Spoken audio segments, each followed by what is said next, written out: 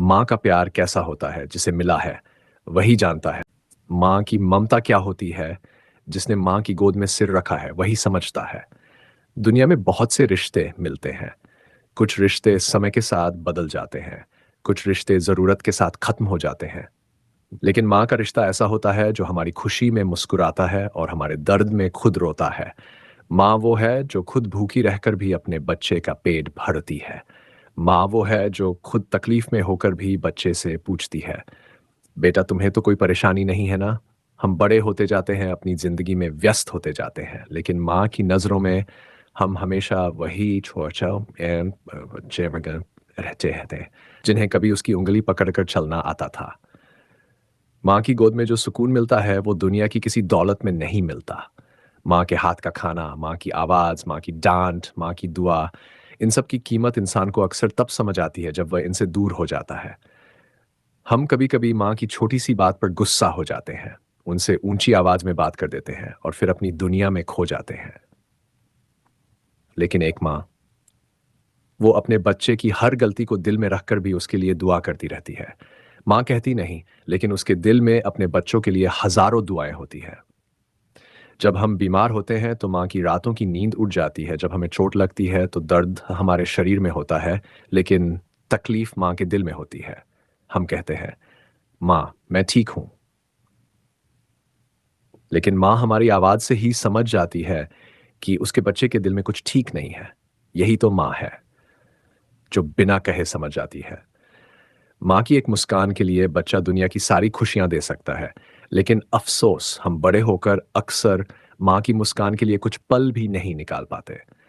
हमारे पास दोस्तों के लिए समय है, मोबाइल के लिए समय है, सोशल मीडिया के लिए समय है, दुनिया के लिए समय है, लेकिन कभी-कभी उस माँ के लिए समय नहीं होता, जिसने हमें अपना पूरा जीवन दिया।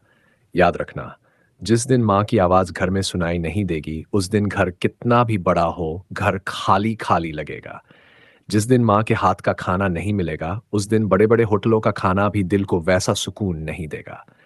जिस दिन माँ का हाथ सिर पर नहीं होगा, उस दिन दुनिया की भीड़ में भी इंसान खुद को अकेला महसूस करेगा। इसलिए दोस्तों, अगर आपकी माँ आपके साथ है, तो खुद को दुनिया का सबसे भाग्यशाली इंसान समझिए। उनके साथ बैठिए, उनसे बातें कीजिए, उनके हाथ पकड़कर कहिए, "माँ, आप मेरे लिए बहुत ख़ास हो।" क्योंकि माँ को हमारे महँगे तोहफ़ों की ज़रूरत नहीं होती। माँ को चाहिए तो बस हमारा प्यार, हमारा सम्मान और हमारे कुछ पल। माँ की कदर आज ही कर लो, क्योंकि वक्त हमेशा एक जैसा नहीं रहता। आज माँ हमारे पास है, कल पता नहीं कौन सा वक्त आएगा। आज उनकी आवाज़ सुनाई देती है, कल शायद सिर्फ उनकी यादें रह जाएं। आज उनके हाथ हमारे सिर पर है, कल शायद तस्वीर देखकर आंखों में आंसू आए। इसलिए माँ को कभी मत रुलाना, उन कभी मत दुखाना। उनसे कभी ऐसी बात मत कहना जिसका दर्द उनके दिल में सालों तक रहे।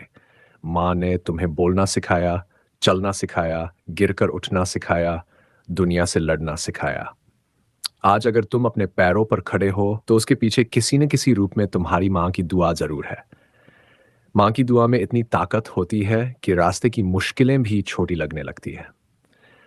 माँ कहती है, "बेटा तू बस मेहनत कर, बाकी भगवान पर छोड़ दे।" और सच कहूँ, माँ की यही बात कई बार टूटे हुए इंसान को फिर से खड़ा कर देती है। माँ सिर्फ एक रिश्ता नहीं, माँ पूरी दुनिया है। माँ वो छाँव है जिसके नीचे बैठकर ज़िंदगी की धूप आसान लगती है। माँ वो दुआ है जो हमारे साथ तब भी रहती है जब हम खुद अपने लिए दुआ करना भूल जाते हैं। माँ वो प्यार है जिसमें कोई स्वार्थ नहीं होता। इस दुनिया में लोग आपकी सफलता देखकर आपके करीब आ सकते हैं, लेकिन माँ आपकी असफलता में भी आपका हाथ नहीं छोड़ती। आप हार जाओ, माँ कहेगी, "कोई बात नहीं बेटा, फिर से कोशिश करना।"